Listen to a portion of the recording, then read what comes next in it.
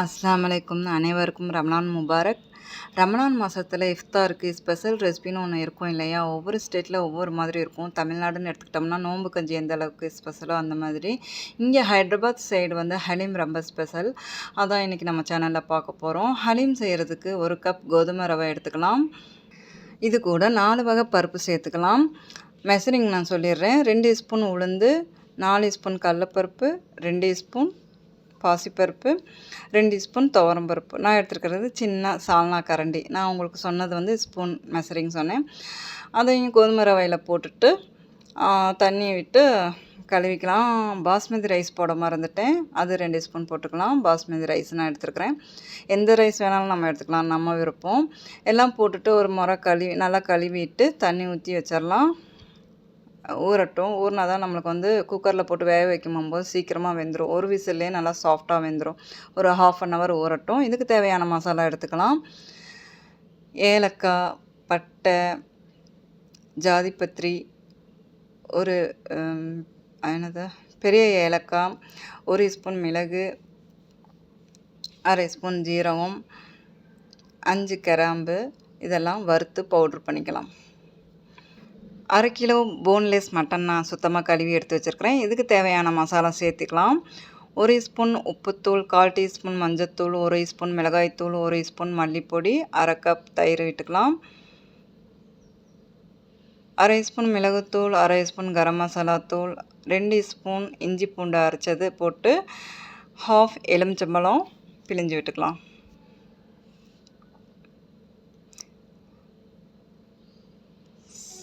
Seed எடுத்துடலாம்.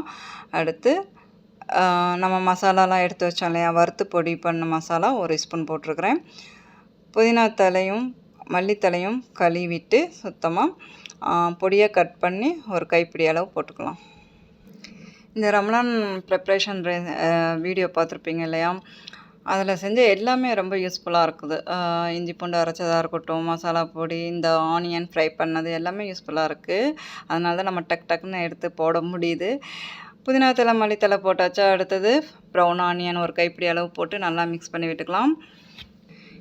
இது நம்ம மட்டனில் செய்கிறதுனால இதுக்கு பேர் ஹலீம். இதே மசாலா தான் சிக்கனில் செஞ்சோம்னா இதுக்கு பேர் வந்து ஹரீஸ். இதே சேம் மசாலா தான், ஆனால் பேர் தான் மாறுது. சிக்கனில் செஞ்சால் ஹரீஸு, மட்டனில் செஞ்சால் ஹலீம். ஆனால் டேஸ்ட் அருமையாக இருக்குங்க. ட்ரை பண்ணி பாருங்கள் எல்லோரும்.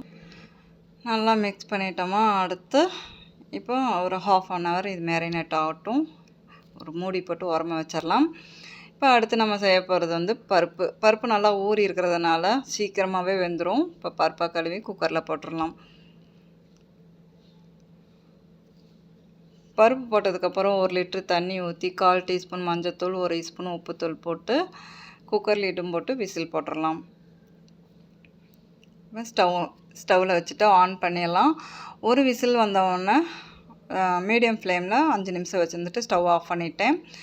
ஆவி அடங்கினதுக்கப்புறம் நான் குக்கர் லிட்ரு ஓப்பன் பண்ணிவிட்டு பருப்பு மத்து வச்சு கடைய ஆரம்பித்தேன். 10 நிமிஷமாக கடையிறேன். கடலப்பருப்பு மட்டும் மசியவே இல்லை. வெந்திருக்குது, ஆனால் மசிய மாட்டேங்குது. மற்ற பருப்பு பூரா மசிஞ்சிச்சு, இந்த கடலப்பருப்பு மட்டும் மசியவே மாட்டேங்குது. என்ன பண்ணுறதுன்னு யோசனை பண்ணிவிட்டு மிக்ஸி ஜார் எடுத்து அதில் போட்டு அரைச்சி எடுத்துட்டேன். அந்த கலாட்டால் என்ன ஆயிடுச்சுன்னா, நான் இந்த வீடியோ எடுக்கவே மறந்துட்டேன். மட்டன் நான் எப்படி வேக போட்டேன்னா, மேரினேட் ஆன அந்த மட்டனை வந்து குக்கரில் 150 ml குக்கிங் ஆயிலை ஊற்றி இந்த மட்டனையும் போட்டு 2 டம்ளர் தண்ணி ஊற்றி குக்கர் லிட்டு போட்டு வேக வச்சு எடுத்துக்கிட்டேன்.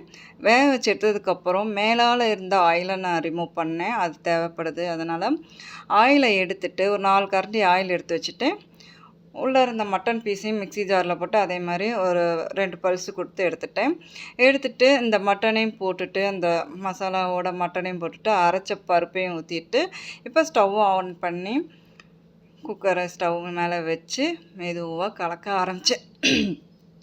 இதை வந்து ஸ்லோ ஃப்ளேமில் வச்சுட்டு நல்லா மிக்ஸ் பண்ணி விடணும். ஒரு 10 நிமிஷம் நல்லா மிக்ஸ் பண்ணி விடணும். அடி பிடிக்காமல் பார்த்துக்கணும். மெயினாக தான் அடி பிடிச்சிச்சின்னா டேஸ்ட்டு டோட்டலாக வேஸ்ட். அதனால் அடி பிடிக்காமல் பார்த்துக்கணும். இவ்வளோ நேரம் நம்ம மெனக்கிட்டு செஞ்சது வந்து வேஸ்ட் ஆகிடக்கூடாது இல்லையா, அதுக்காக தான் திரும்ப சொல்கிறேன். 10 நிமிஷம் நம்ம கை எடுக்காமல் நல்லா கிளறி விட்டுக்கிட்டே இருக்கணும். 10 நிமிஷத்துக்கு அப்புறம் ஸ்டவ் ஆஃப் பண்ணிடலாம். கிளறி விடும்போது நம்மளுக்கே தெரியும். ஆயில் வந்து பிரிஞ்சு வரும் இல்லையா? அந்த ஸ்டேஜில் ஸ்டவ் ஆஃப் பண்ணிவிட்டு பரிமாற ஆரம்பிச்சிடலாம். ட்ரை பண்ணி பாருங்கள். கொஞ்சம் வேலை கூடுதலாக இருந்தாலும் டேஸ்ட் அருமையாக இருக்கும். நம்ம ஆயில் எடுத்து வச்சோம் இல்லையா?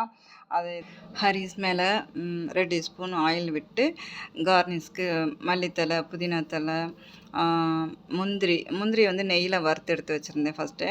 அதையும் போட்டு மேலே வந்து ஃப்ரைடு ஆனியன், ப்ரௌன் ஆனியன் மேலே தூவி விட்டு தேவைப்பட்டால் எலுமிச்சம்பழம் பிழிஞ்சு விட்டுக்கலாம். நம்ம விருப்பம்தான். அப்படியே சாப்பிட்றதா இருந்தாலும் சாப்பிட்லாம். லைட்டாக புளிப்பு வேணும் அப்படின்னா எலுமிச்சம்பழம் பிழிஞ்சு விட்டுக்கலாம். அவ்வளோதான். பிடிச்சிருந்தா லைக் பண்ணுங்கள். இன்ஷா அல்லாஹ் அடுத்த வீடியோவில் பார்க்கலாம்.